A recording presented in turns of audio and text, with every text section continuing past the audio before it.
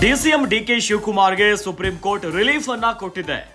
Supreme court ಆದೇಶದಿಂದ ಡಿಕೆಶಿಗೆ ನೆಮ್ಮದಿಯ ನಿಟ್ಟುಸಿರನ್ನ ಬಿಡುವಂತೆ ಆಗಿದೆ. ಡಿಕೆ ಶಿವಕುಮಾರ್ ವಿರುದ್ಧ ಇದ್ದಂತಹ ಅಕ್ರಮ ಆಸ್ತಿ ಗಳಿಕೆಯ ಪ್ರಕರಣ ಇದು. ಸಿಬಿಐ ತನಿಖೆಗೆ ನೀಡಿದ್ದ ಅನುಮತಿ ವಾಪಸ್ ಪಡೆದ ವಿಚಾರ. ಇನ್ನು ಸಂಪುಟದ ನಿರ್ಧಾರಕ್ಕೆ ತಡೆಯನ್ನ ನೀಡಲು ಸುಪ್ರೀಂ ಕೋರ್ಟ್ ನಕಾರವನ್ನ ವ್ಯಕ್ತಪಡಿಸಿದೆ. ಪ್ರಕರಣ ಸಂಬಂಧ ಮಧ್ಯಂತರ ಆದೇಶವನ್ನ ನೀಡಲು ಸುಪ್ರೀಂ ಕೋರ್ಟ್ ಒಪ್ಪಲಿಲ್ಲ. ಪ್ರಕರಣ ಸಂಬಂಧ ಉತ್ತರಿಸಲು ರಾಜ್ಯ ಸರ್ಕಾರಕ್ಕೆ ಸುಪ್ರೀಂ ಕೋರ್ಟ್ ನೋಟಿಸ್ ಅನ್ನ ನೀಡಿದೆ. ರಾಜ್ಯ ಸರ್ಕಾರಕ್ಕೆ ನೋಟಿಸ್ ಜಾರಿ ಮಾಡಿದೆ ಸುಪ್ರೀಂ ಕೋರ್ಟ್. 4 ವಾರಗಳ ಒಳಗೆ ಉತ್ತರವನ್ನ ನೀಡುವಂತೆ ಸುಪ್ರೀಂ ಕೋರ್ಟ್ ಸೂಚನೆಯನ್ನ ಕೊಟ್ಟಿದೆ.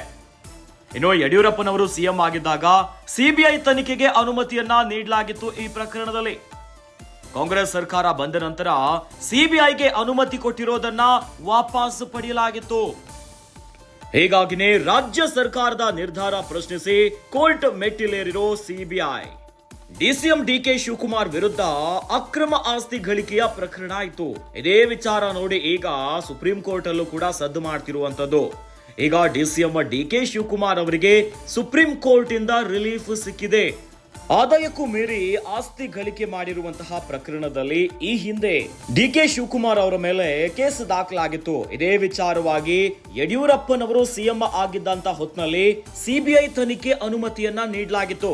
ಆದ ಮೇಲೆ ರಾಜ್ಯ ಸರ್ಕಾರ ಬಂದ ನಂತರ ಸಿಬಿಐಗೆ ನೀಡಿರುವಂತಹ ಅನುಮತಿ ಏನಿದೆ ಯಡಿಯೂರಪ್ಪನವರ ಕಾಲದ ಹೊತ್ತಿನಲ್ಲಿ ಆ ಒಂದು ಅನುಮತಿಯನ್ನ ವಾಪಸ್ ಪಡೆಯಲಾಗಿತ್ತು. ಇನ್ನು ಇದೇ ವಿಚಾರವಾಗಿ ಈಗ ಪ್ರಶ್ನಿಸಿ ಏನು ರಾಜ್ಯ ಸರ್ಕಾರ ಮಾಡಿರುವಂತಹ ನಿರ್ಧಾರಗಳನ್ನ ಪ್ರಶ್ನಿಸಿ ಸುಪ್ರೀಂ ಕೋರ್ಟ್ ಮೆಟ್ಟಿಲೇರಿರುವಂತಹ ಸಿಬಿಐ. ಆದರೆ ಈ ಪ್ರಕರಣದಲ್ಲಿ ಅಕ್ರಮ ಆಸ್ತಿ ಗಳಿಕೆಯ ಪ್ರಕರಣದಲ್ಲಿ ಡಿಕೆ ಶಿವಕುಮಾರ್ ಅವರಿಗೆ ಸ್ವಲ್ಪ ರಿಲೀಫ್ ಸಿಕ್ಕಿದೆ. ಸಿಬಿಐ ತನಿಖೆಗೆ ನೀಡಿದ್ದಂತಹ ಅನುಮತಿ ವಾಪಸ್ ಪಡೆದ ವಿಚಾರದಲ್ಲಿ ಸಂಪುಟದ ನಿರ್ಧಾರಕ್ಕೆ ತಡೆಯನ್ನ ನೀಡಲು ಸುಪ್ರೀಂ ಕೋರ್ಟ್ ನಕಾರವನ್ನು ವ್ಯಕ್ತಪಡಿಸಿದೆ. ಪ್ರಕರಣ ಸಂಬಂಧ ಮಧ್ಯಂತರ ಆದೇಶವನ್ನ ನೀಡಲಿಕ್ಕೆ ಸುಪ್ರೀಂ ಕೋರ್ಟ್ ಒಪ್ಪಿಲ್ಲ. ಇನ್ನು ಪ್ರಕರಣ ಸಂಬಂಧ ಉತ್ತರಿಸಲು ರಾಜ್ಯ ಸರ್ಕಾರಕ್ಕೆ ನೋಟಿಸ್ ಅನ್ನ ಜಾರಿ ಮಾಡಿದೆ. ರಾಜ್ಯ ಸರ್ಕಾರಕ್ಕೆ ಸುಪ್ರೀಂ ಕೋರ್ಟ್ ಈಗ ನೋಟಿಸ್ ಜಾರಿ ಮಾಡಿದೆ. 4 ವಾರಗಳ ಒಳಗೆ ಉತ್ತರವನ್ನ ನೀಡಬೇಕು ಅಂತ ಸುಪ್ರೀಂ ಕೋರ್ಟ್ ಸೂಚನೆಯನ್ನ ಕೊಟ್ಟಿದೆ.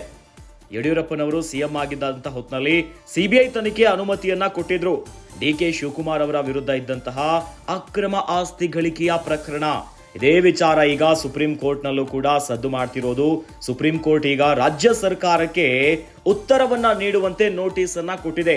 ಯಾವುದೇ ರೀತಿಯಾದಂತಹ ಮಧ್ಯಂತರ ಆದೇಶವನ್ನ ನೀಡದೆ ರಾಜ್ಯ ಸರ್ಕಾರಕ್ಕೆ ಉತ್ತರವನ್ನ ನೀಡಲಿಕ್ಕೆ 4 ವಾರಗಳ ಕಾಲ ಅವಕಾಶವನ್ನ ಕೊಟ್ಟಿದೆ.